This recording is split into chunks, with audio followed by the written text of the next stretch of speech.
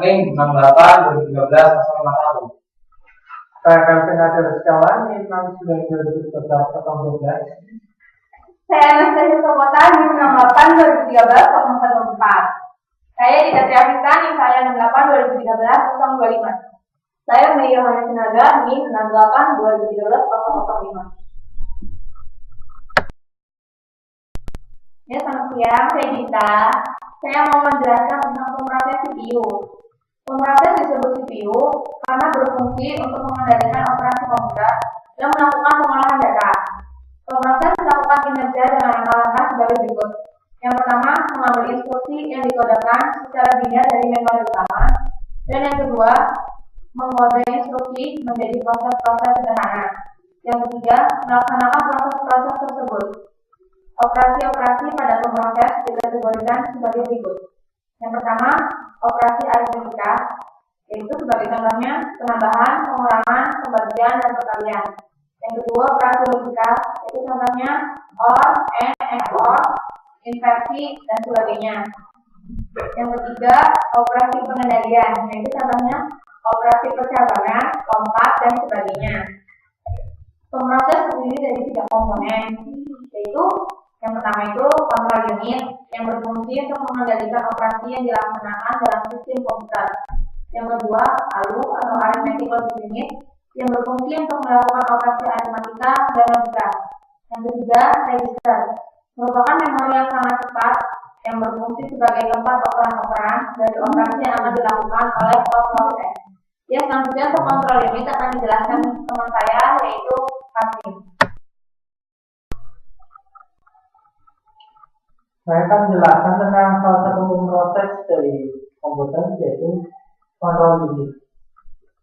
Kontrol unit adalah salah satu bagian dari CPU yang bertugas untuk memberikan arahan terhadap operasi yang dilakukan di bagian IO. Pada awal desain komputer, CPU diimplementasikan sebagai add-on logik yang susah untuk didesain.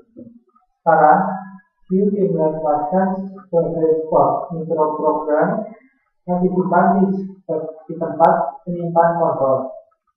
Beberapa web dari mikroprogram atau CPU dipilih oleh microsequencer, dan bit yang datang dari web ini akan langsung mengontrol bagian dari perangkat tersebut, yaitu register, ALU, dan yang lainnya. Pada komputer modern, tiap sistem ini punya kontrolernya masing-masing dan dimensi sebagai pemantau. Lalu tugas-tugas dari CPU yang pertama yaitu mengatur atau mengendalikan alat input output, lalu mengambil instruksi dari memori utama atau data jika diperlukan, lalu mengirim instruksi ke ALU bila ada perhitungan aritmatik atau logika, dan yang lain menyimpan hasil prosesnya ke memori utama.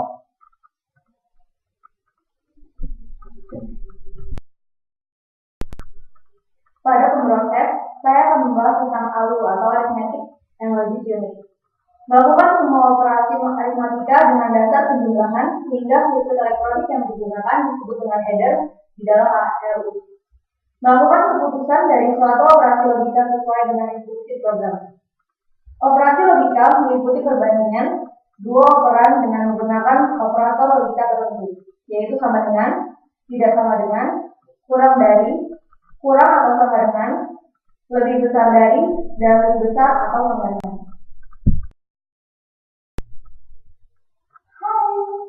Saya membahas tentang register.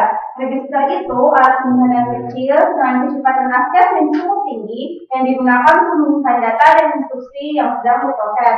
CPU itu diibaratkan sebagai otak, register ingatan-ingatan, dan pengendali organ tubuh disebut CPU. Program dan data diletakkan di memori utama yang diibaratkan sebagai sebuah meja.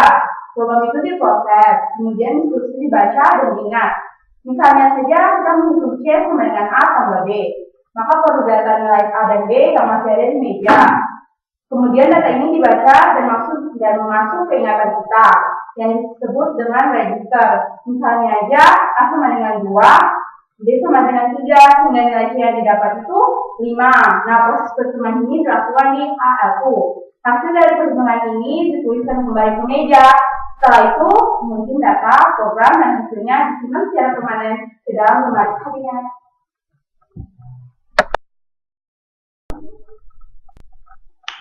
Dalam pemrosesan, saya akan menjelaskan tentang macam-macam CU.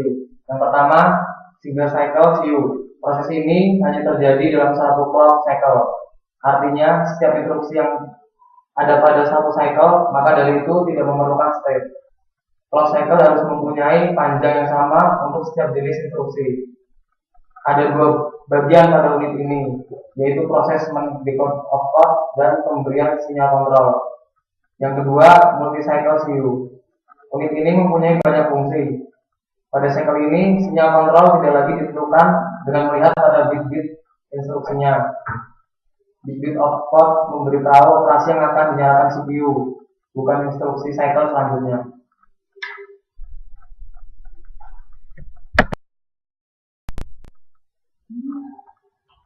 Sekian presentasi dari kelompok kami.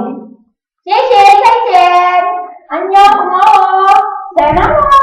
Bro, kenalin di live. Dadah.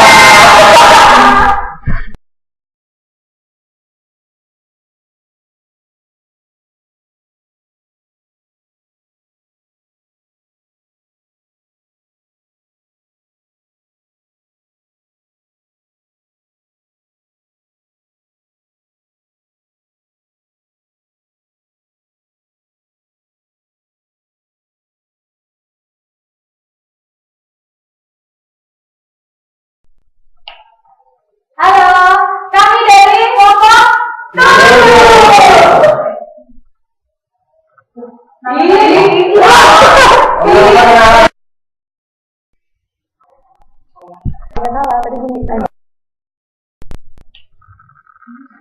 7.